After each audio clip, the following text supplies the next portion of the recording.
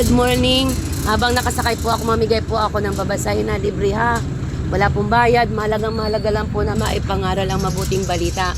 Alam niyo po ngayon ang daming balita na masama So kaya po kailangan na natin ngayon na marinig ang mabuting balita. So ngayon sa iba't ibang bansa may digmaan. Ang Amerika, Israel, Iran, di ba sinasakop ang Venezuela. Ngayon naman ay target sakupin ng US ang Greenland. So kung may mga kamag-anak po kayo doon, ipag-pray nyo po kahit tayo po ay papalapit sa huling panahon at ang sabi po doon, pwedeng maganap ang World War III.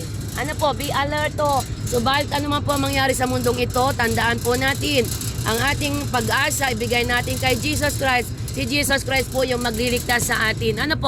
Nakikita natin ngayon, pero sa padating pang panahon, nakakaiba na, nakakatakot.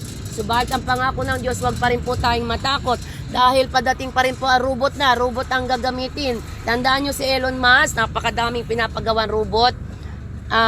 Sina Bill Gates, yan po ay may mga plano na gagawin para magkaroon ng Great Reset, One World Government, One World Currency sa bawat sulok ng mundo. So we are living in the last days. At may bagyo na naman po nawa po ay tayo po ay ingatan ng Lord. Parang signal number 1 na sa Marinduque kasi yung mga kasama ko hindi makapunta na dito. Kaya po tandaan nyo, ang pag-ibig ng Diyos ay para sa lahat. Mahal na mahal po tayo ng Diyos at pakaingatan po tayo. Kasi nga po walang ibang magliligtas sa atin kundi ang Panginoon. So tandaan ninyo, manampalataya po kay Kristo, lumapit sa Kanya, humingi ng tawad para po matanggap nyo yung regalo na buhay na walang hanggan. Dahil ang panahong ito talagang pasama ng pasama. Wala pong tatakbuhan kapag nagkaroon ng digmaan. At magtatagutom po kasi korap na po ang ating mundo. Bawat mundo ay magkakaroon ng kahirapan. So prepare po tayo, magsipaghanda, may bukid magtanim. Kasi po nasa Biblia yan, Lord. Nasa Biblia po yan, nakasulat doon at pinapasabi lang ng Diyos, we need Jesus Christ right now. We need Jesus Christ. Kailangan po natin ang Panginoon na magliligtas, hindi po religion.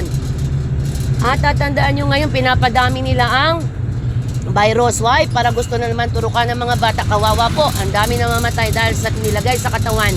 So, magsipag-ingat po tayo. Ama, sa pangalan Lord, pagpalaan po ang mga taong ito. Ingatan mo po at ikaw po ang magsalba sa kanila. Ayaw mong mapahamak ang mga tao, kaya po binabahagi ang mabuting balita. Ang mabuting balita si Jesus ay babalik. Help us to prepare, O God, para po hindi namin maranasan ang kahirapan na mangyayari sa mundong ito. Kaya po sa jeep, sa bus, sa bawat sulok ng mundo, kailangan na namin ibahagi si Kristo para may maligtas pa.